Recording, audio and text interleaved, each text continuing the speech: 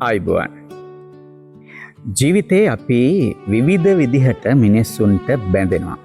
මිනිස්සුන්ට වගේම විවිධ දේවල් වලටත් ඒ ආකාරයෙන්ම බැඳෙනවා. මේ බැඳීම දෙආකාරයි.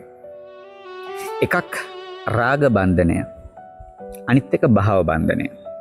අද අපි කතා කරන්න බලාපොරොත්තු වෙන්නේ මේ මනුෂ්‍යයන් කෙරෙහි ඇතිවන රාග බන්ධනය සහ භව බන්ධනය කියන කාරණාව.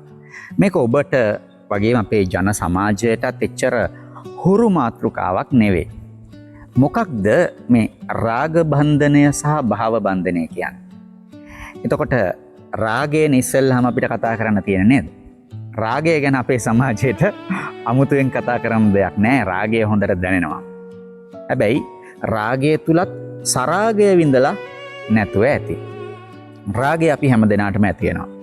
බොහෝ වෙලාවට සමාජයේ පොදු අර්ථයෙන් ගත්තොත් කාන්තාවක් පිරිමියෙක්ට බැඳෙනවා.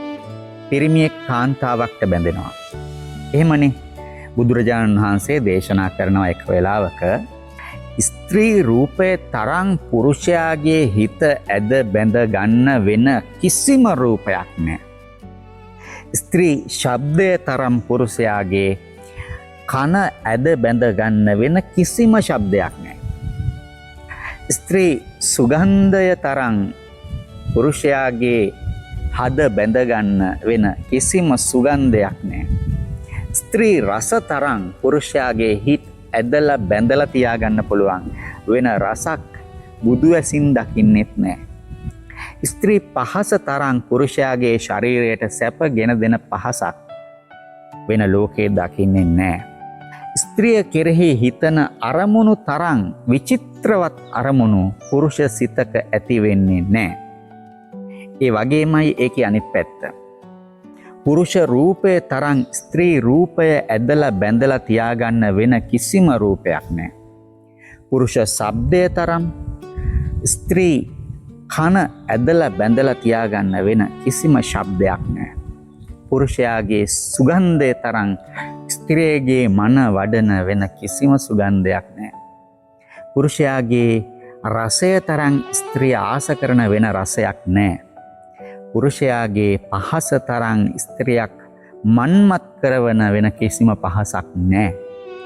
පුරුෂයා ගැන හිතන අරමුණු තරම් ස්ත්‍රියගේ හිත විචිත්‍රවත් කරන වෙන අරමුණක් නැහැ. මේක තමයි සරලව ගත්තොත් රාගය කියන්නේ. දැන් එතකොට මේ කියන රාගය කෙරෙහි ඇතිවන බන්ධනය අපි කියනවා රාග බන්ධනය කියලා. එතකොට රාග බන්ධනය ඕනෑම කෙනෙක් කෙරෙහි ඇති වෙන්න පුළුවන්. ඔබට මේ ජීවිතේ කොච්චරනම් ඔය විදිහේ රාග බන්ධනයන් ඇති වෙලා ඇද්ද කියලා ඔබගේ සිත සමග පිළිසඳරක් කරොත් ඔබට තේරුම් ගන්න පුළුවන්. හැබැයි භාවාත්මක බැඳීම කියන්නේ ඊට වඩා වෙනස් එකක්. අපිට සාමාන්‍යයෙන් කොච්චර කාන්තාව ආශ්‍රය කරත් විවාහ වෙනකන් විවාහ වෙන්න දක්වා විවාහයකින් නොනවති ජීවිතාන්තය දක්වා අපිට මේක ගෙනියන්න පුළුවන්. කාන්තාවක්ට ඔබේ හිත යනවද? එහෙම කාන්තාවක් ගැන හිතෙනවද? එහෙම පිරිමියෙක් ගැන හිතෙනවද? ආන්නේ එතන යම් භව බන්ධනයක් තියෙනවා. එතකොට අපි හොඳාකාරවම දන්නවා අපි ආදරය කරන කෙනා රෝගවලට පත් වෙනවා. නේද? ලෙඩ දුක් හැදෙනවා. වයසට යනවා. විවිධ පරාජයන් ජීවිතේ ලබනවා. ඒ හැම පරාජයකදීම ඒ දුකකදී කම්කටොළුවකදී ඒ වගේම වයසට යද්දී ලෙඩ දුක් හැදෙද්දී සමහර වෙලාවට තමන් ආදරය කරන කෙනා සදාකාලිකවම එක්තැන් වෙලා ජීවිතේ ගත කරන්න සිද්ධ වෙන්නත් පුළුවන්. මේ ලෝකෙ හැම දේවල් වෙනවා. හැබැයි ඒ මොහොතේදී පවා ඒ මිනිස්සයා ඒ පිරිමියා හෝ ගැහැණිය වෙනුවෙන් ජීවිතේම ඉන්න පුළුවන් ගැහැණියෙක් හෝ පිරිමියෙක් ඉන්නවා නම් අන්න එතන භාව බන්ධනයක් තියෙනවා. ඔතනිනුත් පරතරට ගිහිල්ලා තවත් අපි හිතනවා සංසාරෙන් අපි සමුගන්නාදා ඒ ගමනත් අපි එකට යමු. එහෙම හිතන්නේ තා දීර්ඝ තා ගැඹුරට කිඳා බහැපු භාව බන්ධනයක් මත. එහෙම නැත්නම් අපිට කෙනෙක්ගේ ශරීරය විඳලා අවසන් වෙන දවසක් එනවා. අපි කොච්චර ආස කරන කොච්චර පෙරම් පුරලා නේද? අපේ භාෂාවෙන් කිව්වොත් කොච්චර try කරලා දාගන්න කෑල්ලක් වුණත් අපි රාග බන්ධනයකින් නම් බැඳෙන්නේ. ඒ ශරීරය විඳලා ඇති වෙන දවසක් එනවා. ඒ ශරීරය විඳලා ඇති වෙන දවසක් එනවා. ඒක තමයි ඇත්ත. හැබැයි භව බන්ධනේ එහෙම නැහැ. සමහර වෙලාවට අපේ නීත්‍යානුකූල බිරිඳ හෝ ස්වාමියා නොවන කෙනෙක් කෙරෙහිත් මේ විදිහේ භව බන්ධනයක් ඇති වෙන්න පුළුවන්. අන්න එහෙම මිනිස්සු එයා වෙනුවෙන් ඉන්නවා. සමහර වෙලාවට කායිකව ජීවිතයට එක්ක වෙලා නැහැ. හැබැයි භව බන්ධනයක් ඒ දෙන්න අතර බිල්ඩ් අප් වෙලා තියෙනවා. එයා මෙයා ගැන හිතනවා වගේම මෙයා එයා ගැන හිතනවා. සමහර වෙලාවට මේක ඒකපාර්ශවික භව බන්ධනයක් වෙන්නත් පුළුවන්. ඒ වෙනුවෙන් එයාගේ සතුට වෙනුවෙන් වැඩ කරනවා. සමහර මිනිස්සු විවාහ වෙලා ජීවිතේ ගත කරත් දරුවෝ හැදුවත් භව බන්ධනයක් ඇති වෙලා නැහැ. ඔවුන් තුල සතුටක් නැහැ. සැනසීමක් නැහැ. සමගියක් නැහැ. අනේකා වෙනුවෙන් ජීවත් වෙන්නේ නැහැ. ඒ නිසා අපේ ජීවිතේ රාග බන්ධනය එනවා යනවා ජීවිතේට. හැබැයි භව බන්ධනයක වැදගත්කම ඔබට දැන් තේරෙනවා ඇති. මට මතක් වෙනවා මේ වෙලාවේ ක්‍රිෂාන්ත එරන්දක කියන ලස්සන ගීතයක්. අවසන් හුස්ම ගිලිහෙන මතු යම් දිනක අයදිමි වරම් මාහට ඉක්මන් වෙන්න ඔබ නැතිදාක මේ ජීවන මග යන්න මට සවි නොමැත ඔබ මාගිය පසු එන්න. ජීවිතේ අවසානයේ සනිටුහන් කරන දවසේ ඔබ නැතිදාක මේ ජීවන මග යන්න මට සවි නොමැත ඔබ මාගිය පසු එන්න. කොච්චර භව බන්ධනයක් මේ ගීතය තුල නඩත්තු වෙලා තියෙනවද? මට මේ වෙලාවේ මතක් වෙනවා ප්‍රේමයද ගංගාවකි සෞම්‍ය සඳ එළියේති ළඟ නැති උනත් හිත ළඟ ඇති ආදරේ භාවනාවකි. මේක තමයි භව බන්ධනය. ළඟ නැති උනත් හිත ළඟ ඇති ආදරේ භාවනාවකි. සඳ එළියයි ගංගාවයි කියන්නේ මහා විශාල දුරකින් තියෙන දෙකක්. හැබැයි හරියට මේක භාවනාවක් වගේ. ළඟ නැති වුණත් හිත ළඟ ඇති ආදරේ භාවනාවකි. මේක තමයි ප්‍රේමය කියන්නේ.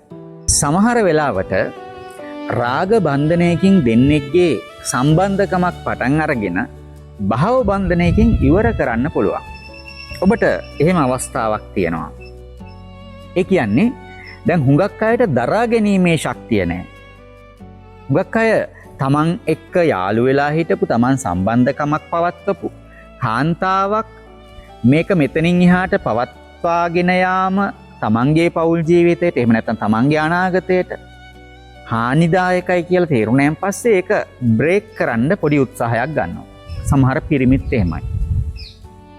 සමහර වෙලාවට ඕක අර කය විඳලා ශරීරය විඳලා ඉවරුණයින් පස්සේ වෙන තත්වයකුත් තියෙනවා. කෙසේ වෙතත් කවුරුත් අපිත් එක්ක සදාකල් ජීවත් විය යුතු නෑ.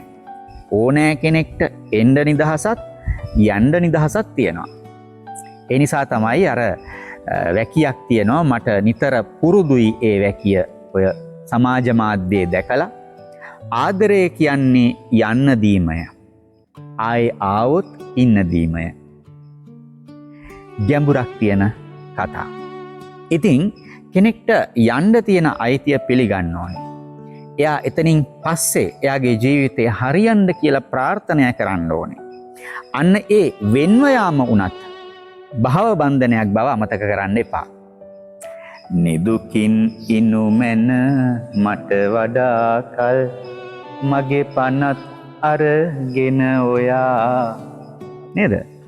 ඒ තමයි භව බන්ධනය. ඔයා මගෙන් වෙන් වෙලා ගියාට කමක් නැහැ. ඔයා නිදුකින් ඉන්න. ඒක තමයි ජීවිතේට වැදගත් වෙන්නේ. කයින් වෙන් වෙලා ගියත් ආදරය හැමදාම එක්කහුව වෙලා තියෙනවා.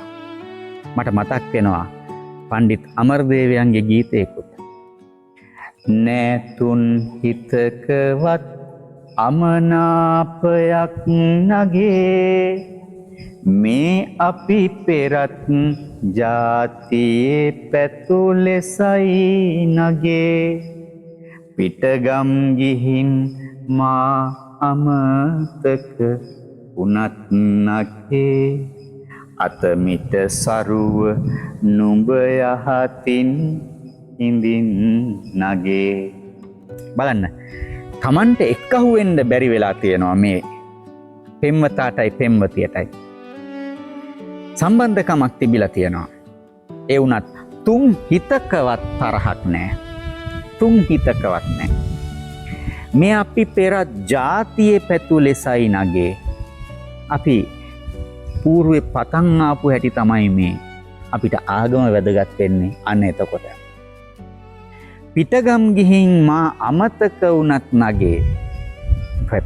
මට උඹව අයිති කරගන්න බෑ. දැන් උඹට පිටගමකට යන්න වෙනවා. කමක් නැහැ.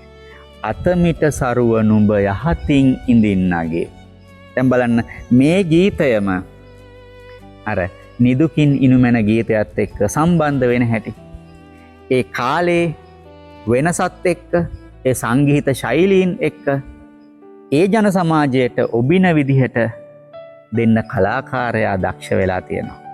සමහර වෙලාවට යම් කෙනෙක්ගේ හිතේ තියෙන ආදරයක් තවත් කෙනෙක්ට කියාගන්න බැරි වෙන්න පුළුවන්. දම් පැහැ කහට කජු පුහුලන් පිපි කාලේ රංචුව ගැහුණු හැටි මතකද අපි බාලේ මල්වරවියේ නුඹ ඉඳ හිට දුටු වේලේ බැරියුනි කියා ගන්නට හිත බැඳි ආලේ. එහෙම කියාගන්න බැරි වෙච්ච ආදර කතා ගොඩාක් තියෙන්න පුළුවන්. හැබැයි භව බන්ධනය කියන්නේ නිදුකින් ඉනුමෙන මට වඩා කල් මගේ පනත් අරගෙන ඔයා.